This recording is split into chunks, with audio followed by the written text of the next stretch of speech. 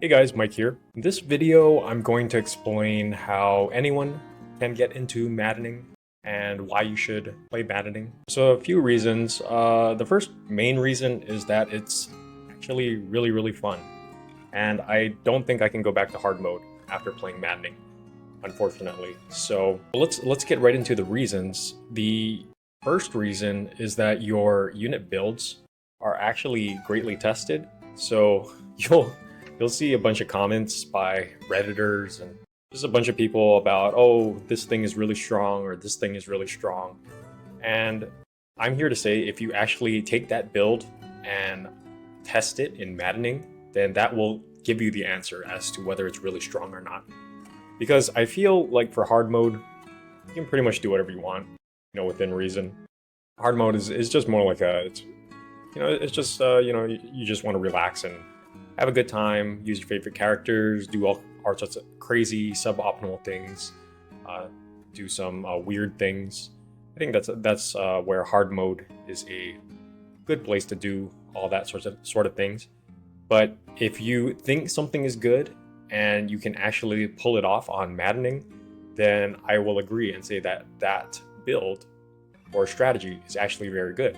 So maddening is a good testing grounds for all your builds that you think may be pretty good, and it's just a great equalizer in that sense.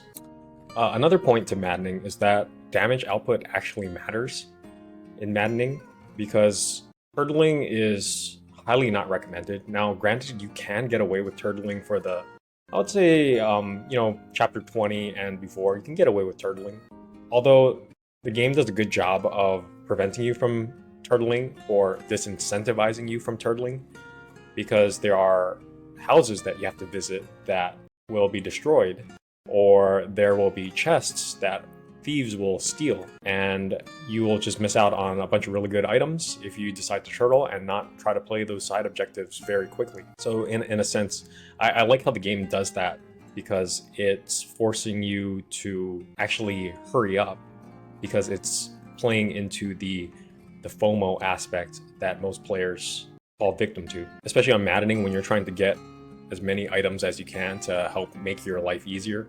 I think it's a really good incentive for you to play quickly and optimally and efficiently. Another thing about maddening that I really enjoyed was that it rewards the players who understand all the gameplay mechanics. And there's the base level mechanics like forging, items, leveling up, stats, classes, all that kind of stuff. I think most people will understand those things, but it also rewards the players who really understand all the nitty-gritty, detailed mechanics. For example, how to build meter really fast. What units are good for building meter. And that's typically units that can double or can play well on enemy phase, because you can get your meter back up in one turn if you're able to understand how building meter well works. Building meter is very important because emblems are your strongest tools in your toolkit, so having your emblems online as much as possible is especially crucial for maddening, especially when the game throws out reinforcements at inopportune times and you really need that emblem to pull a clutch play so that you can actually survive and handle an enemy phase. So yeah, just all the mechanics, using all the mechanics at your disposal. That's what maddening really tests you on. Another reason for playing maddening is that it really tests those who understand team composition. Now, like I said earlier, on hard mode, you can pretty much do whatever you want. You could do like 5 cavalry or have a whole team of flyers if you want. But on maddening, the game is pushing you to create an optimal and balanced team composition. So like if you want a single character to actually like be a specific class because you like the outfit or something, that's fine, I would say. But you have to build the rest of your team around that unit, like covering their weaknesses, and because the game is still forcing you to play it with a certain level of competence, right? It's not like hard mode where you can just do whatever you want. And I think that's a good thing because, if you can just do whatever you want, then I feel like the game may become boring after a while. So if it's actually forcing you to try and play with some level of excellence, then you find enjoyment in the game from that challenge and just playing the game better from that view. Another reason why you should play maddening is that it will make you into a better tactician. Now, like I said earlier, for the early game maps, you can get away with turtling and suboptimal, very defensive tactics, but I think on the end game maps, you won't be able to get away with that because there are infinite reinforcements on the end game maps, and if you're just going to turtle and you're just going to sit in one place, then the game won't care. They'll just keep throwing units at you, reinforcements that won't reward you with EXP, so you're really just wasting your time doing that if you want to do that, and it's just not fun, and you probably won't even beat the level, to be honest, because if you don't get out of your shell and try to become a better tactician, then in this situation you actually just won't beat the level, which is it's really making you getting you to look at yourself in the mirror and say, what can I do better from both a tactical point of view as well as maybe my build, to try and improve on those aspects. So maddening is what really forces you to do that. And I think I said this in a previous video, but Fire Emblem rewards the players who are equally both tactical and good at building units. And you can actually cover yourself if you're weaker in one area. So for example, if you're slightly weaker tactically, then if you have like an OP meta build, then you may be actually able to beat the levels and come out on top. The same goes the other way around, where if you're better tactically, then you can get away with suboptimal builds, which is pretty nice because then you can use the characters you want, you can use the classes that you want.